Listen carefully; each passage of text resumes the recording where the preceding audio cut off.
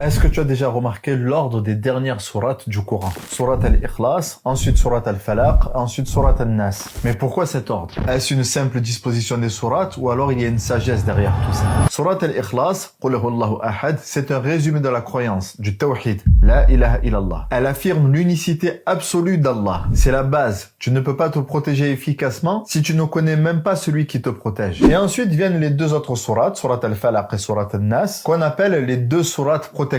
Mais attention, l'ordre a un sens. Dans Surat al-Falaq, on demande à Allah subhanahu wa ta'ala protection contre le danger qui vient des hommes, ou alors les dangers apparents, comme la jalousie, la magie, les ténèbres. Alors que dans Surat al-Nas, on cherche protection auprès d'Allah subhanahu wa ta'ala contre le mal caché, le mal qu'on ne voit pas, les pensées mauvaises, les chuchotements du diable, le doute. Donc tu vois la logique? D'abord, dans Surat al-Ikhlas, tu affirmes qui est ton Seigneur. Ensuite, dans Surat al-Falaq, tu te protèges contre le mal apparent, le mal qui vient de l'extérieur. Puis dans Surat al-Nas, contre le mal caché, le mal qui vient de l'intérieur. C'est comme si Allah subhanahu wa ta'ala nous enseignait un chemin de purification complet et parfait. D'abord la croyance, la préservation de l'extérieur, puis la guérison du cœur. Il n'y a pas de vraie confiance sans véritable connaissance d'Allah. Tu ne peux t'en remettre à Allah que si tu sais à qui tu t'adresses. Et ça, c'est un rappel pour toi à chaque fois que tu récites ces 3 sourates après la prière, ou alors avant de dormir, ou alors le matin et le soir. Au moins, tu donneras un sens à ce que tu récites. Est-ce que tu avais déjà fait le lien entre ces 3 sourates là? Dis-le moi en commentaire.